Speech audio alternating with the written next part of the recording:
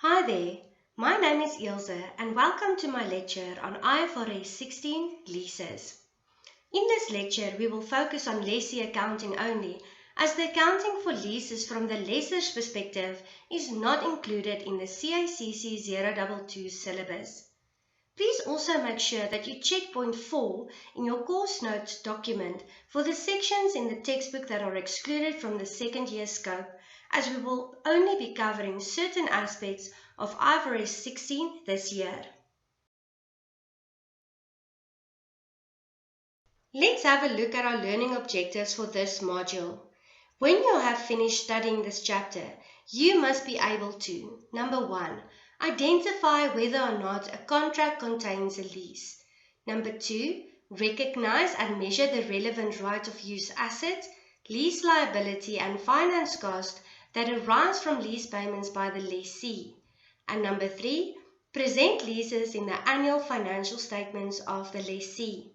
For our last learning objective, please note that we will only be doing the presentation of our right of use asset, lease liability and finance cost in the statement of comprehensive income as well as in the statement of financial position and not the disclosure thereof in the notes. In order to identify a lease, we need to look at whether a contract conveys the right to control the use of an identified asset for an agreed period of time for a payment or series of payments. Thus, the key aspects to look for include the following. The asset that is the subject of the lease must be specifically identified. The contract must convey the right to control the use of that identified asset for a period of time. Let's have a look at the first aspect, namely that the asset must be an identified asset. Usually, an asset is explicitly specified in a contract. For example, a specific machine with a particular serial number. Alternatively, an asset may be implicitly specified. For example, a specific type of machine that is capable of being used to meet the contract terms. The asset can also be a part or a portion of an asset. This portion of an asset is an identified asset only if it is physically distinct. For example, a single floor of an apartment building. Where a portion of an asset is not physically distinct, for example, 20% of the capacity of an oil pipeline, the portion of the asset is not an identified asset unless it represents substantially all of the capacity of the asset.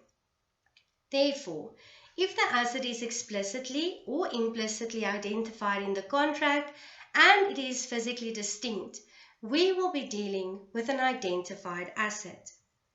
Another thing to take into consideration when determining if you are dealing with an identified asset is substitution rights. The existence of substantive substitution rights for the lessor, who is the supplier, mean that the lessee or the customer does not have the right to control the use of an identified asset, as the asset in question can be substituted for another asset. Therefore, a contract with substantive substitution rights is not a lease. Now we can look at the second aspect, which is the lessee must have a right to control the use of the asset. A lessee will have control when they have both the following throughout the period of use. They have the right to obtain substantially all the economic benefits from the use of the identified asset, in other words, to have exclusive use of the asset throughout the period, and they have the right to direct the use of the identified asset. In other words, the entity can decide to either hold the asset, use it themselves, or they can sublease it to someone else. Now, let's have a look at a few examples on how to identify a contract containing a lease. Example 1. A contract between customer and a freight carrier supplier provides customer with the use of 10 rail cars of a particular type for 5 years. The contract specified the specific rail cars that is allocated for use by customer. Customer determines when, where, and which goods are to be transported using the cars. When the cars are not in use, they are kept at customer's premises. Customer can use the cars for another purpose, for example storage if it so chooses. However, the contract specifies that customer cannot transport particular types of cargo, example explosives. If a particular car needs to be serviced or repaired, supplier is required to substitute a car of the same type. Otherwise, and other than on default by customer, supplier cannot retrieve the cars during the 5-year period. Required. Explain whether there is a lease in terms of IFRS 16.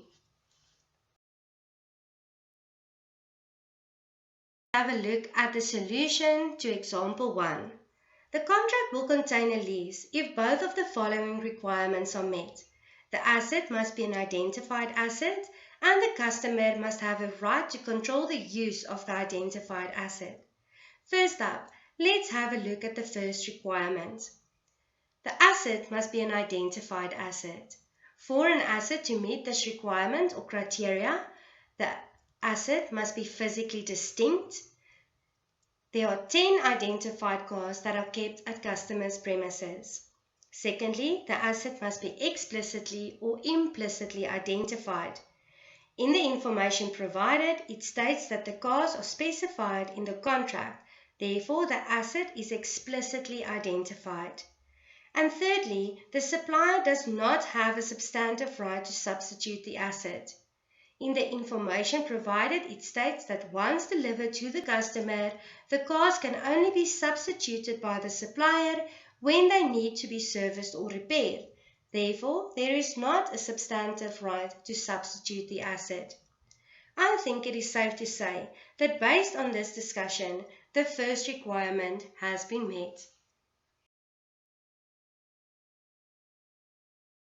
Now let's have a look at the second requirement. The lessee must have a right to control the use of the asset. The customer has the right to control the use of the 10 rail cars throughout the 5-year period because, number 1, customer has the right to obtain substantially all of the economic benefits from the use of the cars over the 5-year period of use. The information tells us that the customer has exclusive use of the cars throughout the period, including when they are not being used to transport customers' goods. Secondly, customer has the right to direct the use of the cars. Within the scope of its rights of use defined in the contract, customer makes the relevant decisions about how and for what purposes the cars are being used by being able to decide when and where the rail cars will be used and which goods will be transported using the cars. Customer also determines whether and how the cars will be used when it is not being used to transport its goods, for examples, whether and when they will be used for storage. And customer has the right to change these decisions during the 5-year period of use. Based on this, the second requirement is also met because the lessee have a right to control the use of the asset and obtain substantially all of the benefits from the use of that asset.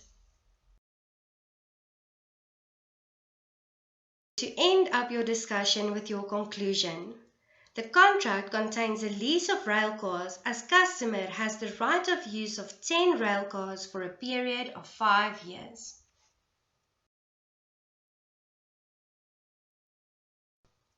Let's have a look at example 2. A contract between customer and a freight carrier supplier provides that customer requires supplier to transport a specified quantity of goods by using a specified type of rail car in accordance with a stated timetable for a period of 5 years. The timetable and quantity of goods specified are equivalent to customer having the use of 10 rail cars for 5 years. Supplier provides the rail cars as part of the contract. The contract states the nature and quantity of the goods to be transported and the type of rail car to be used to transport the goods. Supplier has a large pool of similar cars that can be used to fulfill the requirements of the contract. The rail cars are stored at supplier's premises when not being used to transport goods. Required. Explain whether there is a lease in terms of IFRS 16. Let's have a look at the solution for example 2. The contract will contain a lease if both of the following requirements are met. The asset must be an identified asset and the customer must have a right to control the use of the identified asset. As per our first requirement, the asset must be an identified asset. The important thing to look at first is the elephant in the room, which is the substitution rights of supplier, seeing that we are not dealing with an explicitly stated asset. Supplier's right to substitute an asset would be substantive if both of the following conditions are met. Number 1, supplier has the practical ability to substitute alternative assets throughout the period of use, and 2, supplier would benefit economically from the exercise of its right to substitute the asset. Let's have a look. The rail cars are not identified assets because supplier has a substantive right to substitute the rail cars based on the fact that supplier has the practical ability to substitute each car throughout the period of use, as alternative cars are readily available to supplier and supplier can substitute each car without customer's approval.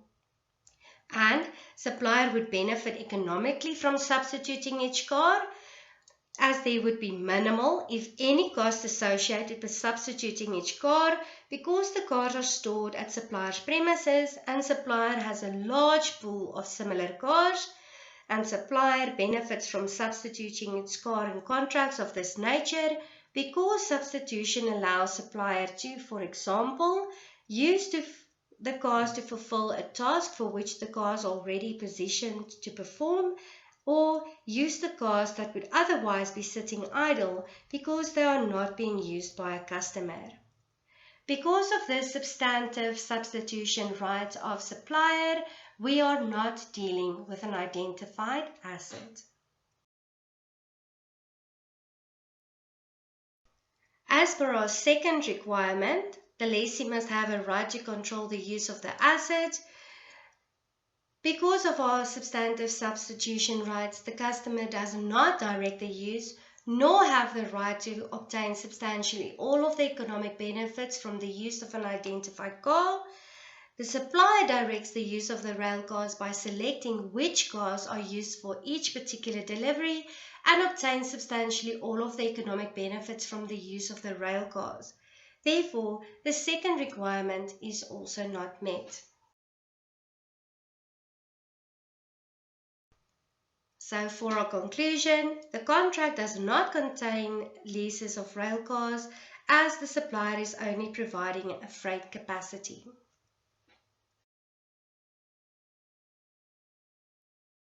Now for example 3. A coffee company customer enters into a contract with an airport operator supplier to use a space in the airport to sell its goods for a 3-year period. The contract states the amount of space and that the space may be located at any one of several boarding areas within the airport. Supplier has the right to change the location of the space allocated to customer at any time during the period of use. There are minimal costs to supplier associated with changing the space for the customer. Customer uses a kiosk that it owns that can be moved easily to sell its goods. There are many areas in the airport that are available and that would meet the specifications for the space in the contract. Required, explain whether there is a lease in terms of IFRS 16. Now let's have a look at our solution to example 3. The contract will contain a lease if both of the following requirements are met. The asset must be an identified asset and the customer must have a right to control the use of the identified asset. Just as in the previous examples, we are going to start off our discussion by looking at the first requirement, namely, the asset must be an identified asset. Although the amount of space customer uses is specified in the contract, there is no identified asset. Customer controls its own kiosk. However, the contract is for space in the airport, and this space can change at the discretion of the supplier. Remember, for the supplier to have a substantive substitution right, both of the following conditions need to be met. The supplier must have the practical ability to substitute alternative assets throughout the period of use, and the supplier would need to benefit economically from the exercise of its right to substitute the asset. Supplier has the substantive right to substitute the space customer uses because supplier has the practical ability to change the space used by customer throughout the period of use, as the information states that there are many areas in the airport that meet the specifications for the space in the contract, and supplier has the right to change the location of the space to another space that meets the specifications at any time without customer's approval. Supplier would benefit economically from substituting the space, as there would be minimal cost associated with changing the space used by customer because the kiosk can be moved easily, and the supplier will benefit from substituting the space in the airport because substitution allows supplier to make the most effective use of the space at boarding areas in the airport to meet changing circumstances. Based on this discussion, the asset will not be an identified asset.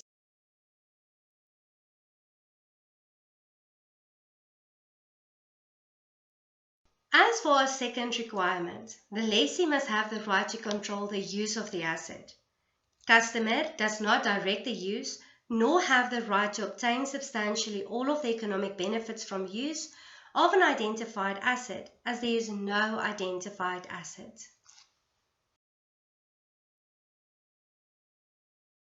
Therefore, our conclusion would be the contract does not contain a lease, as both requirements could not be met.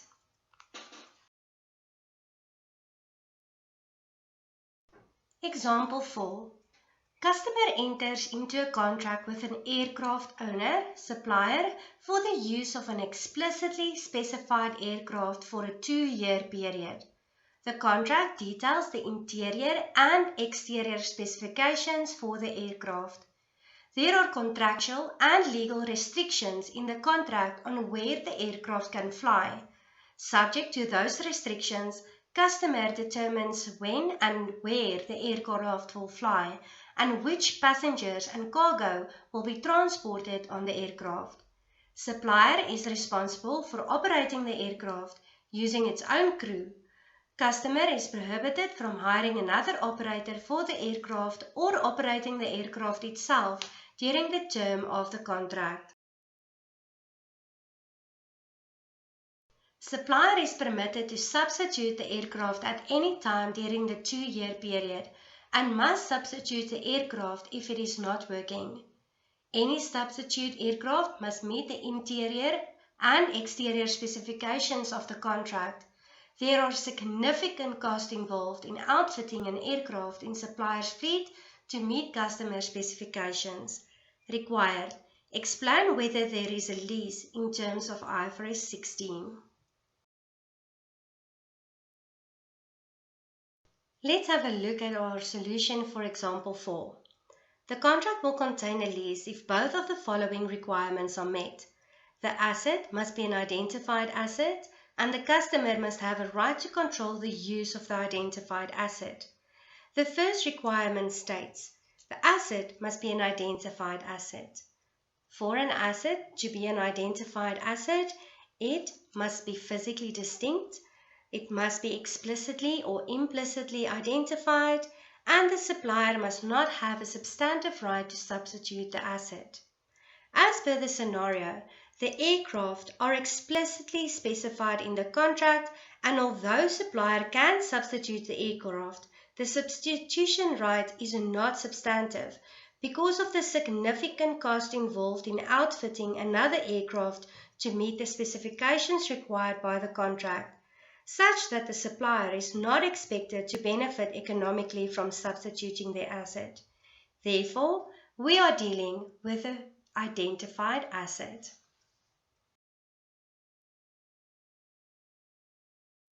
Our second requirements require that the lessee must have the right to control the use of the asset. The customer has the right to control the use of the aircraft throughout the 2-year period of use because the customer has the right to obtain substantially all of the economic benefits from the use of the aircraft over the 2-year period of use, as the customer has exclusive use of the aircraft throughout the period of use. The customer also has the right to direct the use of the aircraft. The restrictions on where the aircraft can fly define the scope of the customer's right to use the aircraft.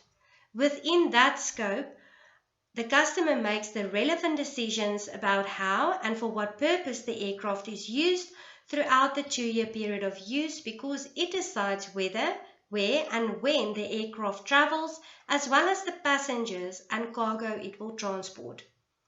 Customer has the right to change these decisions throughout the 2-year period of use.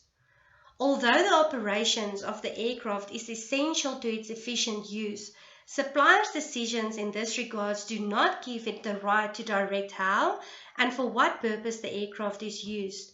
And for that reason, supplier does not control the use of the aircraft during the period of use, and supplier's decisions do not affect customers' control of the use of the aircraft. Therefore, our second requirements have been met.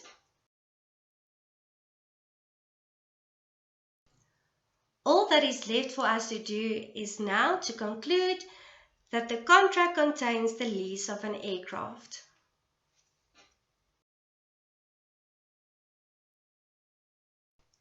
Let's have a look at our last example in relation to identifying a lease. Example 5.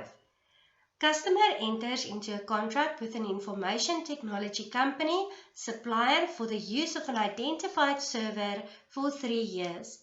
Supplier delivers and installs the server at customer's premises in accordance with customer's instructions and provide repair and maintenance services for the server as needed throughout the period of use.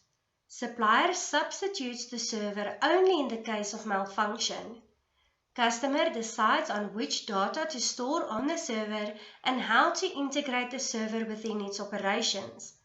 Customer can change its decisions in this regard throughout the period of use. Required, explain whether there is a lease in terms of IFRS 16.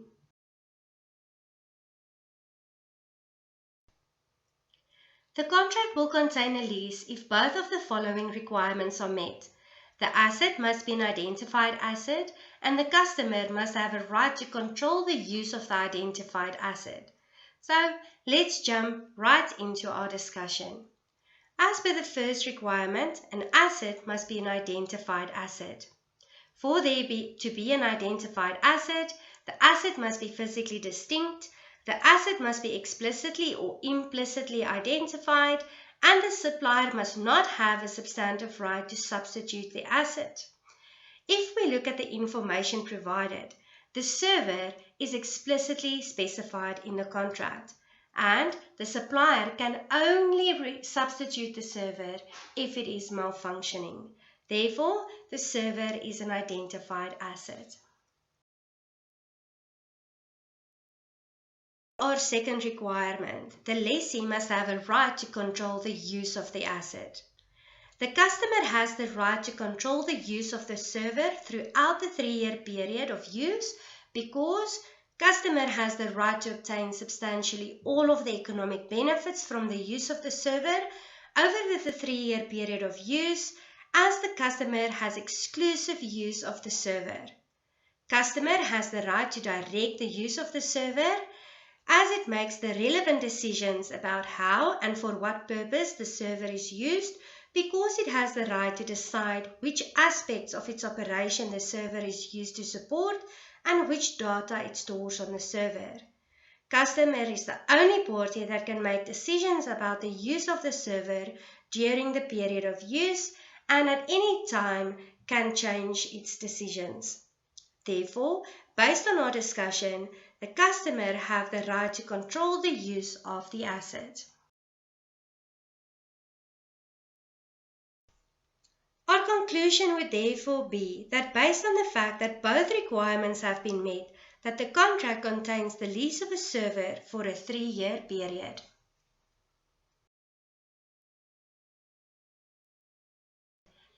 Before we continue on to part 2, which is the recognition and measurement of leases, let's take a short break. That will also allow you the opportunity to download my second video.